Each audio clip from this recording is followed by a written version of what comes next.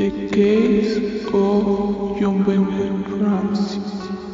John Bennett was a girl who was born on August 6 in Atlanta, Georgia, and when she was 1 year old, she moved with her family to Colorado, a place where she had never been in the United States. Among them, her father, mother, and brother, who by then was 3 years older than John Bennett. John Bennett was a girl of beauty patience and has been now for this, as she won hundreds of contests. Her mother had been a great exponent in this field since she was a young woman, and her father was a businessman at the time. But the morning after Christmas in 1996, the police phone line receives a call from a supermarket concerned mother saying that her daughter had been stolen and that they were going fast place. A few hours later, the police arrived at the house and found the letter that the kidnapper had supposedly left. Analyzed everything, and minutes later, they asked the father to check the house to see if it hasn't been checked well, to which he says he has already reviewed it, but he will do it again. Very suspiciously, he immediately heads to the basement, where he finds John Bennett's body, with duct tape in her mouth, a rope tied around her neck, and a white sheet on top. He takes the girl and takes her to the living room. A few days later, the investigation by the police begins. After doing the autopsy, the causes of death are determined, which were suffocation by strangulation and skull brain trauma. But who was to blame? Hundreds of theories were valid. Many people were interviewed. However, all the main suspicion fell to John Bennett's family. They take the first hypothesis, that it is that someone came in at the killer, but this is discarded thanks to natural evidence like a spider web, which gave the constancy that no one had entered the house. Besides that, they interviewed the workers there, but none were found guilty. In addition to that, the letter that had been found, it had not been written in such a short time because of its length, and it was also found that the materials with which it was written belonged to the Ramsey family. After discarding the first hypothesis, theories began to be put together with the main suspect. The first theory was that her father had been guilty. It is said that the girl had been found with signs of sexual abuse, and that in her underwear had been found just a DNA that didn't belong to anyone in the family. Her father is said to have apparently abused her for a long time because they had found some irregularities in the intimate part of the girl, and began to blame the father for the death of the girl, because it was said that he was abusing her, and while doing so caused her to hit something that caused the skull crack. This causing her death, then his wife realized, and by helping him cover up His crime caused the suffocation with the rope. Having thought that someone had killed her and created a totally different scene. His attitude was also suspicious during the police review, as it disappeared for an hour. Besides the amount of money they asked for in the letter he had already received the day before for a job. Secondly, matters John Bennett, who is one of the ones who has the most evidence of possibly being the perpetrator of the crime. Mainly, the mother was the one who made the 911 call. An emergency. Police. What's going on? 515th Street. What's going on there, ma'am? We have a kidnapping. Hurry, please. Explain to me what's going on, okay? There's a note left and our daughter's gone. A note was left and your daughter is Yes. gone? How old is your daughter? 6 years old. She's gone. 6 years old. How long ago was it? I don't know. I just found the note. And my daughter's Does it say who took her? What? Does it say who took her? I don't know. There's a ransom note here. It's a ransom note? It says FBTC. Victory. Please. Okay, what's your name? Are you Kathy Ramsey. I'm the mother. Oh my God. Please. I'm sending an officer over, okay? Please. Do you know how long she's been No, gone? I don't. Please, we just got out. Is she right here? Oh my God, please. Okay, well, There's somebody. I am, honey. Please. Take a deep breath Please. away, okay? Hurry. Patsy? A call that she was very upset, but it had not been taken into account that at the end of that call, at the time of the mother hung up the phone, what she did was that she hung in body and the phone dropped.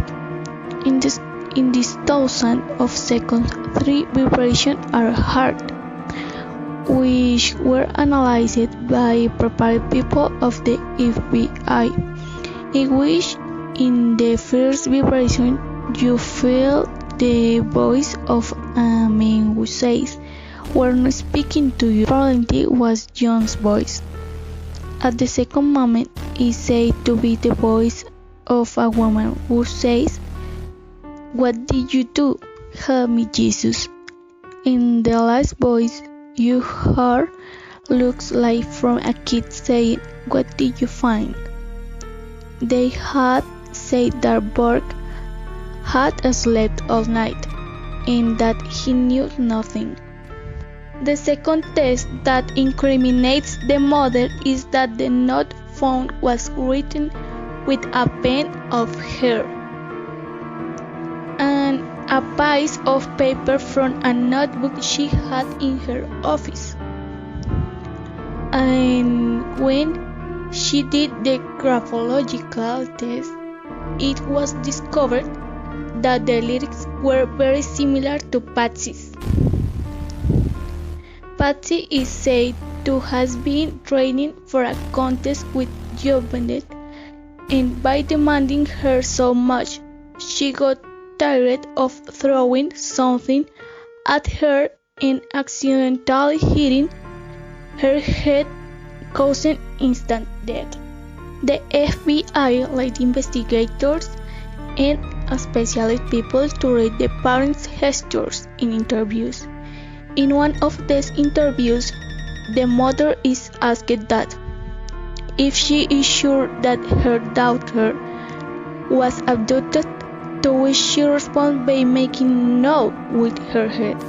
But John interferes and says they are confident, and she changes her gesture right now. However, the mother couldn't be prosecuted, and in the end nothing was known as she died in 2006 from ovarian cancer. And thirdly, we have Brother Burke, who in my opinion is the culprit.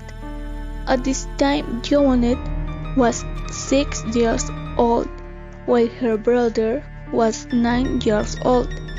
Burke is said to be a very shy person, that at this time he didn't talk too much and that he didn't like to socialize. He was probably very envious of his sister because she had more attention from his parents and the general public. Even a friend of his mother once tried to approach Burke to talk, and he told her not to approach him and that I didn't talk to him.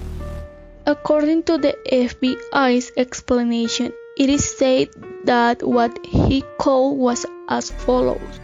In the autopsy, pineapple was found in John's stomach, his brother's favorite dish and also of John Bennett. It seems that John Bennett went to sleep and her brother was hungry, so he has come down to the kitchen and has found his mother cooking some things. Patsy gave Burke a pineapple with milk. The boy started eating, and at the moment he went down John Bennett, and she said that it was pineapple with milk while his brother was eating. She took straight from the container some pieces of pineapple and ate. According to this, Burke was angry because John Bennett always got what she wanted. So he took a flashlight that was in a piece of furniture, did with it on the head, this causing the fracture skull and instant death. He said that a child of this age couldn't have so much strength to cause such a strong wound. However, the police checked here recreating the scene and saying that a child of this age, when making the blow, causing the same wound that had John Bennett. The authorities were certain that the child could have accidentally killed her and her parents, so that the child was not judicially tried to cover up the crime. Burke had several interviews, and in the first one, that a few days after her sister's death, she was very interactive, as very happy and trying to evade the issues, which is not very normal behavior for a boy of that age who has lost his sister in a tragic incident. The second test, and also very blunt, is this. John Bennett had on her body 2 marks on the part of the wrist toward the back. People say that she had probably been controlled with an electric firing machine. However, they were tested and realities didn't happen to the person receiving. A lot of that magnitude doesn't faint or do any of these bad otherwise. This gives her an adrenaline rush that makes her scream. Besides, the dust don't match the John Bennett marks, and when such a thin wall is left, there are no points left, if not a few lines. Then this was suspicious. They started looking for what element might have caused these marks, until in the crime scene video they found some train tracks. Burke liked the trains very much to have his own trains. The research measured the distance of the rails with the distance from the John Bennett marks and matched. It is as if they had used the rail to move John Bennett as if it was alive or something like that. Eventually, the case was closed without any culprits, but for the evidence and all the police proved, the killer was Burke Ramsey, John Bennett's brother.